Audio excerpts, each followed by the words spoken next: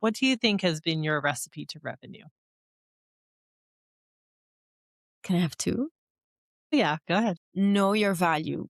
Know exactly what the value of a product is, what makes it stand on its feet, and what you'll bring to the market. That's number one. Without it, you can't do anything else. Number two, test it as quickly as possible, as cheap as possible. I think it would bring you confidence if you do that and people buy it, and you'd be able to take more risks more confidently.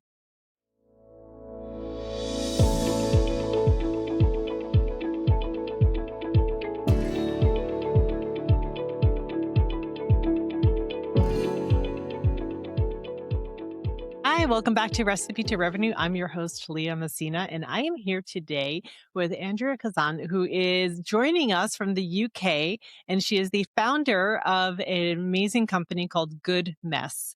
So, Andrea, I'm excited for you to be here. Thanks for joining me. And I'm excited for what you're doing in the baking category in the UK because you're making some pretty amazing strides of reinventing what we all know and love as baking goods there in terms of ingredients. So, kind of help set the stage of in who you are and how you started this venture. Yeah, of course. So it's a bit random, but I actually work in finance. I have been working in finance for the past 10 years. So actually very far from the food industry. But about 6 years ago, I got seriously ill with an autoimmune disease. And as a result, had to completely change my diet. And for the first time in my life, I had to start, turning around items in the grocery store just to read the ingredient labels. And every time I did that, I couldn't find any baked good I could eat. And so I was so desperate and I was craving it. So I started complaining to my mom, who decided to Yes, suggest a kind ear ready to listen. exactly. And she was so kind. She actually started testing recipes at home.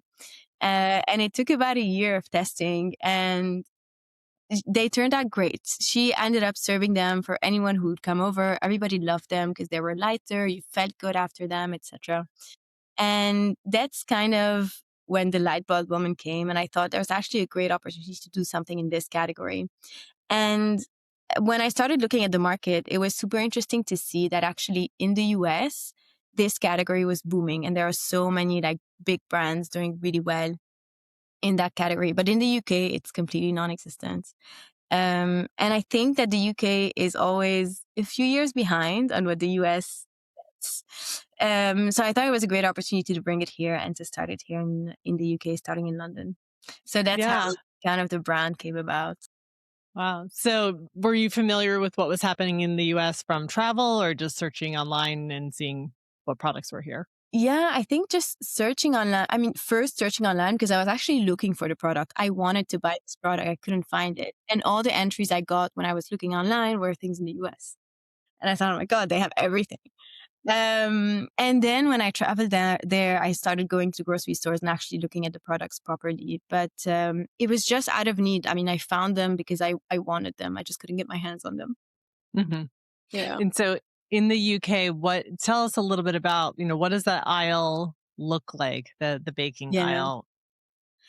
I think it's a very interesting aisle. Well, obviously, because it's an aisle that has been the same for years. So since the 1920s, to be precise, it's when like the big Betty Crocker brands started emerging. And since then, it has more or less been the same. So you have all like the big Betty Crocker brand that is in literally almost every single retailer except like health stores like Whole Foods, etc. But otherwise, it's everywhere. And you've had a small stride of like free from brands that are maybe gluten free or dairy free or vegan pop up here and there. There was no brand that kind of came in and just revamped the whole aisle altogether. And I think the value proposition that I want to bring with Good Mess is to have really clean ingredients. And I think this is where the consumer is going in general, right? Everybody's starting to think about ingredients. There's this health craze coming about. So it's just changing up the whole aisle and bringing something that is much more relevant to the consumer of today. And I think one point that's super interesting is that when I was talking to lots of consumers, it's the fact that my customer actually doesn't go into the baking mix aisle, because in their head, it's full of, artificial ingredients, so many ingredients not good for you, etc. Colorings and flavoring they don't want. So they actually completely do not go there. And what I'm trying to do with Guzmes is bring them back into the category and say, actually, there is now an option for you and you can get it there. Yeah, how interesting. So yeah, kind of redefining the category, but kind of also reintroducing them to it. Yeah, It's not exactly. that people really have stopped, Yeah, having baked goods, even yeah, if they're not making it for themselves, if they yeah. have, a sensitivity or something. Um, okay, so then you kind of was going down this journey with your mom to come up with something that was, good for you to eat. What was your first steps? So the first thing I did was just really understanding what the value proposition would be. So really, literally going into every single grocery store I could find, walking in, looking at the shelf, trying to understand what's there, trying to see where Good Mess would fit, and really seeing what the main value proposition of the product is. That was really step one. And I think the step right after that, which is just as important, is just testing the product really quickly on the market. And so I actually did a food market randomly. I just had a really, really bad package. It wasn't even called Good Mess. It was a Uh-huh. different name. It was a very sad packaging. But I, but I went to a food market. I stood there like complete, didn't know anything about anyone. And people just came and they bought it. They bought it. We sold out on the market. I was I was actually shocked. And it kind of proved that there is some demand for the product at least. Yeah. So when you were, doing that market and talking to people for the first time, how were you explaining the product and what was their reaction? Um, I'm trying to remember. It was a while ago, but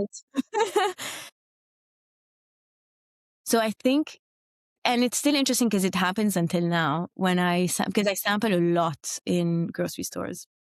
I spend a lot of time actually standing there and sampling the product, and it's the same reaction I'm getting, which I got at the food market, and it was the surprise of how easy a baking mix is. And it goes back to the point where I was saying that people kind of forgot about this category a little bit.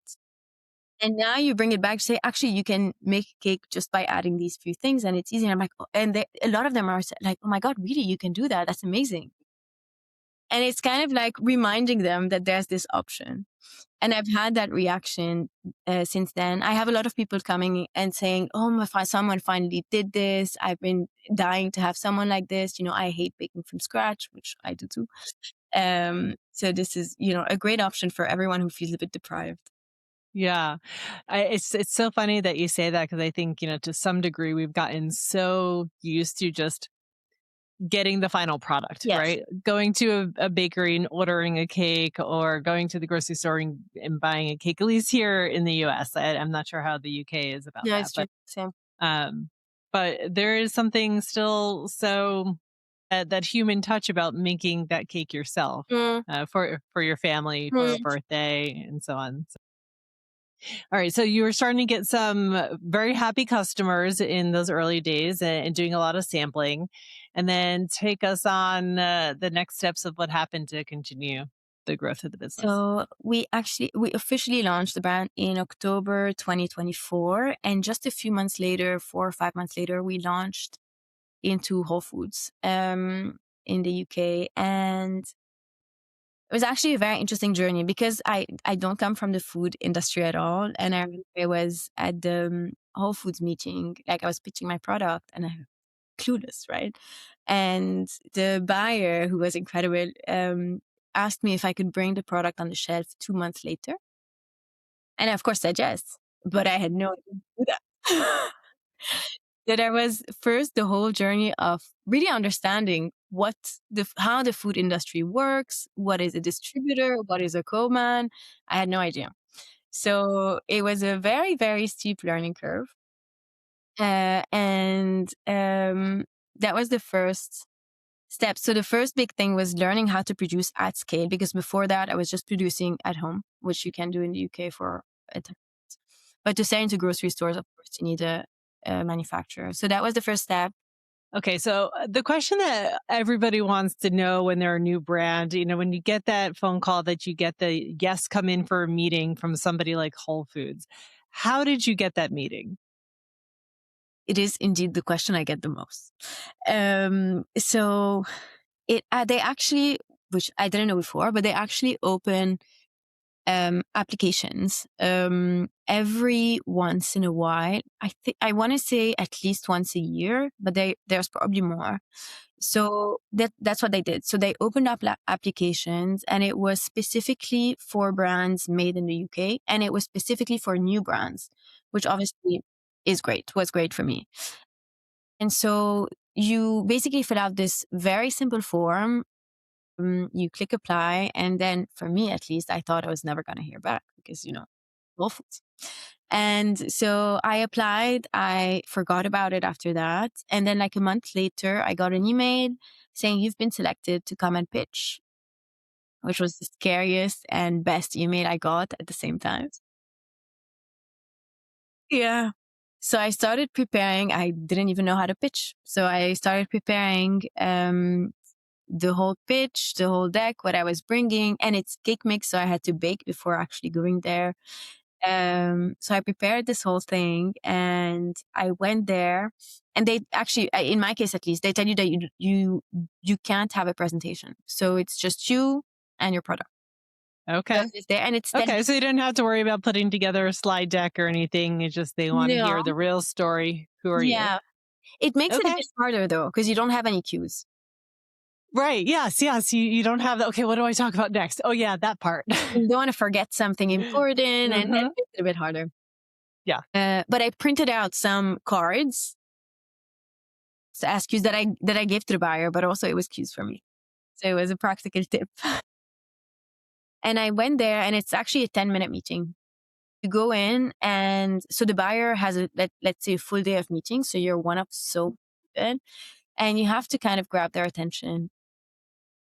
And I was actually, so I have this costume that I wear, which is a costume of the pack of one of my cake mixes. Okay. I went there with the costume just to like kind of stay in the Yeah. buyer's mind as much as possible. I was Uh-huh. very ridiculous all the way there, but it was fun. Uh, and Oh, once yeah, I'm sure. And you were holding this cake walking yeah, through yeah, it was London. Yeah. ridiculous. But I got there, I pitched, and again I left, and I thought, never gonna hear back. I don't even know what I said. It's just so Yeah. out of my Right. Just expertise. blacked out the whole thing. You talked, but you don't know what you said. Exactly. And a month later, I get an email saying you've been selected to launch in Whole Foods. And that was actually the scariest and best email I got in my life Yeah. because it's so exciting. But also, I had to learn how to actually manufacture a food product because all the way until there, I was manufacturing. I was making the product at home, which you have the right to do in the UK for a specific period of time. But obviously, to launch into Whole Foods, you need certifications and so many different things. So you actually need a manufacturer.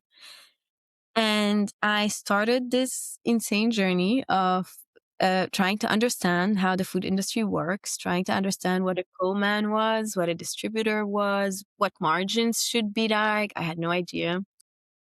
So that was a very interesting journey on its own, and an incredible steep learning curve, I want to say. I only had 6 weeks to launch into Whole Foods. So it was just insane. I think it's the period of my life where I've worked the most. I remember waking up several times at like 3 a.m. in the morning, actually sitting on my desk because I remembered something in the middle of the night, hmm finishing it that day. It was insane. It Wow. was really insane. But Yeah, but you're in a time crunch, so you had no choice if you wanted to do it. That's what it took. yeah, So did you leave that meeting and you're like, I guess I'm calling manufacturers starting this afternoon and yeah, seeing what immediately. it's going to take? Yeah. Immediately started calling manufacturer. Immediately. It was crazy. And had to choose a manufacturer out of just the gut feeling because you call so many. They're all outside of London. I'm based in London. All the big manufacturers are outside of London, obviously. So I just picked, honestly, the nicest one. Because You're like, please take pity on me and guide me through this process. I took the first one who actually answered my questions. And I got so lucky because they were incredibly helpful. And I think without them, there is no way I would have made it. No way. Yeah.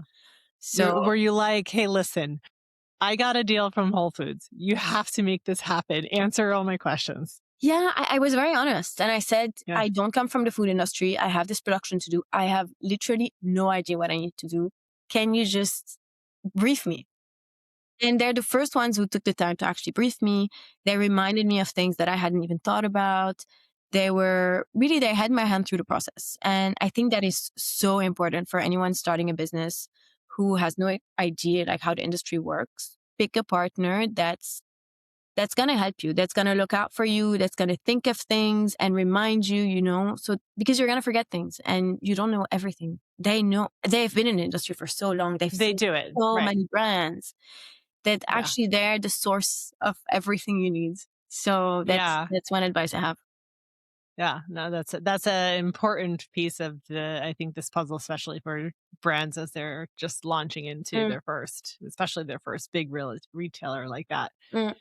And so so you had mentioned earlier your packaging and those first couple of tastings were maybe less than, polished. So what did you have to do before the Whole Foods deal? So the When before I had Whole Foods, so when I launched in October 2024 and before I had Whole Foods, I had actually redesigned the packaging, which was great. It was super helpful. So the only thing I had to do now before launching into Whole Foods was just revising just details, like the may contain section of the ingredients according the manufacturer I'm using and the ingredients I'm buying, the expiry date, things that are really small. But the big thing was here. Otherwise, there is no way I could have launched in 6 weeks. So the big things were here, and I could very quickly actually go into print. And also, I think an important point here, the first packaging I launched into Whole Foods on my first production round, I changed it in my second production round. I tweaked it. Didn't change it completely, but had a lot of tweaks. And I think that's gonna happen to almost everyone. Because when you put the product on shelf, you're gonna see things differently. You're gonna spot little things. You're gonna hear customers say things. So I think you've got to launch at some point. It can't be perfect. So just launch with the best you can. You have to meet all the legal requirements. I think that's the most important thing. Yeah, yeah. And then you're gonna have other production rounds, hopefully, and then you can change things and you can make them better. So, yeah. So once your product was on shelf, would you go to Whole Foods and kind of hang around to see like people's reaction, or how did you continue to get your customers' feedback past that point? So I used to go every day. I used to go every day. Now I've calmed down. Yeah, now I've calmed down. But I used to go every single day. Just I don't know. I don't know why. It doesn't make any sense logically. It was just that I wanted to make sure that they were, because usually the big brands have what they call a merchandiser, which is someone from the team who actually goes into all the stores, make sure the product sits pretty on the shelf, everything is there, the stock is there. And I obviously don't have that. So I was my own merchandiser. And I would just go make sure, line it up properly, see that Yeah, it's just there. they pull some product forward, make sure it's lined up correctly. Yeah, I Exactly. feel like I do that in the store and I don't even have a product on the shelf. I'm like, oh, this let's bring this forward. So I did that. But I think the most important thing for me was sampling. I think sampling is a cheap way of marketing your product so efficiently. And again, bringing the point that it's a category for me where customers don't go that often, and I wanted to bring it back. It was a great strategy in kind of bringing the product. Like nobody walks into that aisle. So I was bringing the aisle to them because I was putting my stand somewhere else and just grabbing whoever was passing to try and taste it. Um, and that has been super useful. It's very useful in marketing the product, in giving brand awareness, and also in hearing feedback. Uh, and you kind of understand who your customer is by doing that. You really Right. meet them. You really meet them. And it's, I think, such a cost effective way of doing marketing and brand awareness. Yeah, no, it's yeah, super powerful because there's so few ways to get that genuine feedback. Like, yes, you could do a survey online, but Yeah. you're just looking at data and making, a collective assumption based upon that. Yes. So, but there's some nuances that, if people are really interested in the clean ingredients, or Yes. if it's because they have an autoimmune disease, Yeah. or they've found a new hobby again. So, Very. very valuable. Being that your product is, uh, it, you have to bake it, right? So, would you just be baking all the time and like going to the store with, little Yeah. little bits of cake or something? Yeah. I Yeah, often wish I had a finished product just because it I have to bake quantities. So yeah, it's a process every time. But yeah. that's the only way. That's the only way. I'm not what am I gonna say Hmm. as the powder? I mean, you've got to Right. see it. Yeah, yeah. I mean, you could say, "Oh, look at the color, the consistency," but So people aren't going to exactly sit there and taste it. So, yeah. uh, okay. So, Whole Foods has been. How long have you been in Whole Foods now at this point? A year now. A year. Yeah. And how's it going? How's the experience been a year in? It's been really, really well. And I say this, so it's the first retailer I got in, so I was so it for me, it was the main test that would show if the product could live or not. For me, that was, and Whole Foods is exactly where my target customer goes, so it's just the perfect test. And after going to store every single day and worrying so much about it, our I mean, my buyer is extremely happy with how the product is performing, which is what you want whenever you enter a retail store. And proof of that is so we initially launched with 3 flavors, a year ago, and we are launching 3 additional flavors in a few weeks. I think that's just proof that it's doing really well. So first, the feedback from the customer was great because now I have 3 products on shelf, and I know which one is the customer's favorite. So I wanna do things that are more in line with that product, right? So that was my first focus. I also got requests from customers. And one of them was consistent. So everybody wanted this. Everybody was asking for it. So I was like, great, we're gonna do this. And then the third product was just um it's a bit more out there. It's not something that's on shelf. It doesn't exist. I even had a bit of trouble naming it because I wanted a name that people would understand. And it's just to because the goal with Good Mess as well is to have a little more fun in baking. It's not to have just the traditional classic cakes we see. It's to have things that are a bit more niche, still super easy to do, but that changes the game a little bit, makes it more fun. So Yeah. that was how I chose it. Chose it. Okay. Yeah. Well, we're excited to see what they are once you launch them. Yeah. Um, so I guess to that point, though, so tell us about the name Good Mess and how you were inspired to come up with that. Yeah, it's it's an interesting story. So when I was testing the product at a market, it had a different name. Uh, but then I thought that was the name. I was gonna stick with it, and I got a cease and desist by a huge corporation, like months later maybe. And I thought that was the end. There's no way I'm gonna find another name, and I was so sad about it at the time. And I'm actually now so genuinely happy it happened. It actually helped me change the brand and really go towards what I wanted. So I'm so, so grateful for that. So if any brand out there has a cease and desist, which by the way, a lot of brands have, it's a great thing. Just, ride the wave. It's a great thing. Um, and then after that, I wanted to find a different name. I couldn't find it. I actually hired someone at some point because I was like, I can't do it. Just, I don't know names. They suggested names, didn't like any of them. And I remember I literally, I've never thought so hard in my entire life. Literally. I think my brain just heat up from all the thinking to find the name. I started just writing every single name I could think of down, making associations, just writing everything that could come to your brain, trying to mix words together, see what came up. And it took days and days and days, but I finally got to Good Mess. And I thought, actually, that's a great name. And because I wanted a name that was memorable and it works, people remember it. I wanted a name that was fun because it's a good mess. It's, a good thing and it's fun, but it's not perfect, which is also not what we want to do. And I think that what I like about it as well is that Good Mess, it's kind of, you feel a sense of community. You feel like you're going to make a mess with the people you love. And it's kind of like a good, I don't know, it feels authentic, and it's exactly what I want the brand to be. It feels approachable, it feels authentic, and it feels like something you can trust, which Mhm. is what I wanted. Yeah.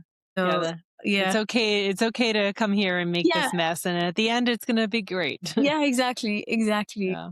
So that was how it came about. Mhm. But I'm very, very happy with it now. Well, yeah, that's so interesting how, there's a little bit of a kismet there of, Mm, things working out in these ways, and it's so easy to get emotionally attached to a name yeah, too, and because you've already started to create a vision for it, yeah, and what it'll look like, and in its tangible form, and what its personality is, and then you have to switch gears. This really, I like where you landed, yeah, and yeah, and it just lends itself to, baking is messy. There's always flour and stuff all over the place, but at the end, it's all good. So fantastic. Yeah, well done on that. So let's kind of talk about where you see the company going. So you're going to have some new products come out. Are you expanding into more retail? Are you going to sell D2C? How are you going to grow the company? So the way I've been doing it now, so I still have my full-time job, which I think is important to mention because it means that my time is limited. There's only so much I can do. And so I've been trying to prioritize what I have to do the most until now. And I've been I really want to grow DTC. I think it's something that I see for the future, and I think it's such an easy product to ship. It doesn't need a fridge. You can put it in a small envelope, like it's easy.